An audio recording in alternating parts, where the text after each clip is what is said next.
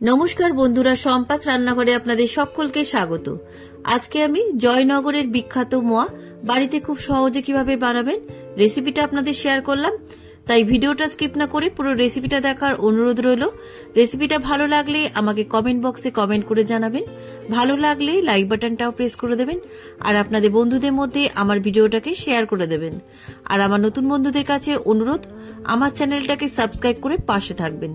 চলুন আর কথা না বাড়ি, কিভাবে আজকে জয়নগরের বিখ্যাত মোয়া বাড়িতে কিভাবে বানাবেন রেসিপিটা দেখে নেওয়া যাক। জয়নগরের মোয়ার প্রধান উপকরণ হচ্ছে কনকচুর ধানের খই। তবে এখন তো খুব একটা কনকচুর ধানের খই পাওয়া যায় না, তাই আমি বাজারে যে ধানের খই পাওয়া যায় সেই খই দিয়ে আজকে আমি জয়নগরের মোয়া বানিয়ে দেখাবো। এখানে আমি 250 গ্রাম খই নিয়েছি, আর নিয়েছি নলেন গুড় বা খেজুরের গুড়, আপনারা এখানে খেজুর পাটালিও নিতে পারেন। আর নিয়েছি আমি এখানে চিনি। গুড় আর চিনির পরিমাণটা আমি রেসিপিটা তৈরি করার সময় বলে দেবো। আর নিয়েছি এখানে 100 গ্রাম খোয়া ক্ষীর। খোয়া ক্ষীরের পরিবর্তে আপনারা মাখা সন্দেশও নিতে পারেন। আর নিয়েছি এখানে গাওয়া ঘি। আর নিয়েছি আমি এখানে কিছু ড্রাই ফ্রুটস নিয়েছি, এখানে কাজু বাদাম, কিশমিশ, চেরি আর 8-9টা ছোট এলাচ। ছোট এলাচগুলোকে মিহি করে গুঁড়ো করে রেখে দেবো, আর ড্রাই ফ্রুটস গুলো আমি মিহি করে কুচিয়ে রেখে দেবো। এবার আমি রেসিপিটা শুরু করে দিই। রেসিপিটা শুরু করার জন্য ইন্ডাকশনে একটা কড়াই বসিয়ে দিলাম। প্রথমে আমি একটা পাতলা সিরাপ তৈরি করে নেব। তার জন্য আমি এখানে কড়াইয়ের মধ্যে দিয়ে দিচ্ছি 2 কাপ জল। এবার এই জলের মধ্যে দিয়ে দিচ্ছি 1 কাপ খেজুর গুড় বা নলেন গুড়। এবার জল আর খেজুরের গুড়টা খুব ভালো করে মিশিয়ে দিচ্ছি। এখানে আমি একটা পাতলা সিরাপ বানিয়ে নেব, খুব ঘন করার কিন্তু এটা দরকার নেই। গুড়ের সিরাপটা আমার হয়ে গেছে, এর থেকে বেশি আর ঘন করব না। এবার ইন্ডাকশনে সুইচ অফ করে আমি একটা বাটির মধ্যে সিরাপটা ঢেলে রাখছি। এবার ওই কড়াইটায় ধুয়ে আবার ইন্ডাকশনে বসিয়ে দিলাম। এবার এই কড়াইয়ের মধ্যে দিয়ে দিচ্ছি 1 কাপ জল, আর দিয়ে দিচ্ছি 1 কাপ চিনি। আমি এই 4 কাপ মেপে কিন্তু সমস্ত পরিমাণগুলো দিচ্ছি। আপনারা খইয়ের পরিমাণ বুঝে জল, চিনি আর গুড়ের পরিমাণটা বাড়িয়ে কমিয়ে দেবেন।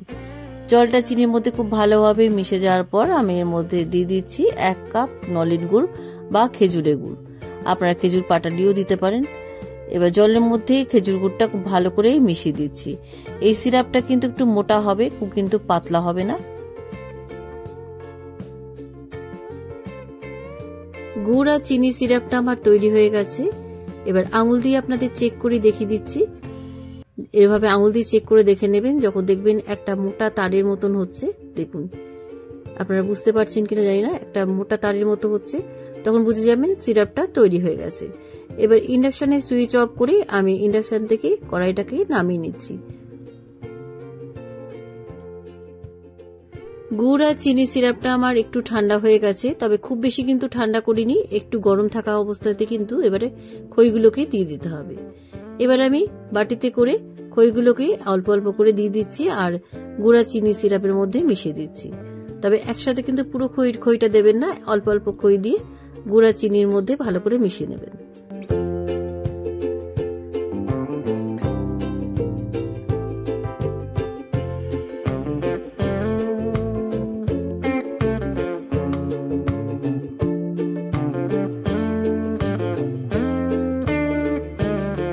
সমস্ত খইয়ের মধ্যে গুড় আর চিনির রসটা খুব ভালো করে মেশানো হয়ে গেছে।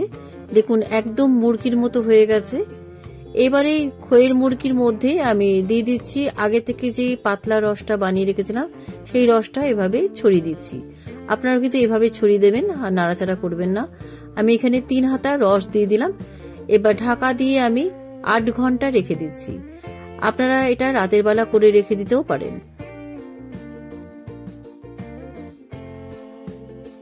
8 ঘন্টা পরে ফিরে এলাম। দেখুন খইয়ের মধ্যে গুড়ের রসটা কিন্তু খুব ভালোভাবে মিশে গেছে, একদম ঝরঝরে হয়েছে। খুব বেশি কিন্তু নরম হলে চলবে না, এরকমই ঝরঝরে হওয়া যায়। এবার এর মধ্যে দিয়ে দিচ্ছি খোয়া ক্ষীর। খোয়া ক্ষীরটাকে আমি গ্রেট করে রেখে দিয়েছিলাম, আর অল্প একটু খোয়া ক্ষীর আমি রেখে দিয়েছি, এটা আমি পরে গ্রেট করে দেবো। এবার খোয়া ক্ষীরটা দিয়ে দিলাম। এবার এর মধ্যে দিয়ে দিচ্ছি আগে থেকে কুচিয়ে রাখা ড্রাই ফ্রুটস গুলো। এবারে দিয়ে দিচ্ছি এর মধ্যে 1/2 টিস্পুন এলাচ গুঁড়ো, এবার এর মধ্যে দিয়ে দিচ্ছি 1 টেবিল স্পুন গাওয়া ঘি।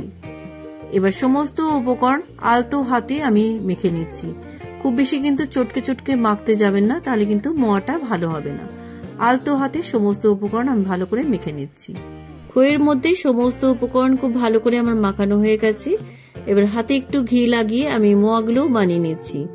মোয়াগুলো আপনারা ছোট বড় যেমন করতে চান সেই বুঝে পরিমাণ মতন নেবেন।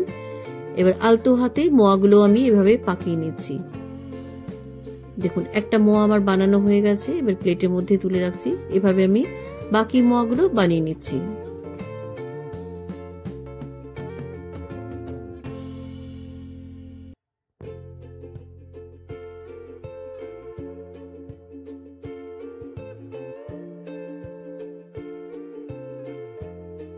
সমস্ত মোয়াগুলো আমার পাকানো হয়ে গেছে। দেখুন 250 গ্রাম খয়ে আমার 18টা মোয়া তৈরি হয়েছে। এবার অল্প একটু যে খোয়া ক্ষীর তুলে রেখেছিলাম, খোয়া ক্ষীরটা আমি মোয়ার উপরে গ্রেড করে দিচ্ছি। বাজারে যে জয়নগরের মোয়া পাওয়া যায় দেখবেন উপরে কিন্তু খোয়া ক্ষীর ছড়ানো থাকে। আমিও এভাবে খোয়া ক্ষীরটা ছড়িয়ে দিচ্ছি।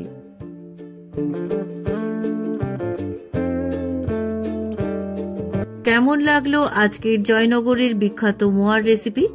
আমি যে পদ্ধতিতে মোয়া বানালাম একবার বাড়িতে বানিয়ে খেয়ে দেখুন। বাইরে আর বেশি দাম দিয়ে খেতে হবে না, বারবার বানিয়ে খাবেন, এটা আমি গ্যারেন্টি দিতে পারি। রেসিপিটা কেমন লাগলো আমাকে অবশ্যই কমেন্ট করে জানাবেন। ভালো লাগলে লাইক বাটনটা প্রেস করে দেবেন আর আপনাদের বন্ধুদের মধ্যে আমার ভিডিওটাকে শেয়ার করে দেবেন। আর আমার নতুন বন্ধুদের কাছে অনুরোধ, আমার চ্যানেলটাকে সাবস্ক্রাইব করে পাশে থাকবেন।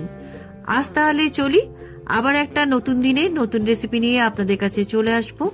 সবাই ভালো থাকবেন, সুস্থ থাকবেন। ধন্যবাদ।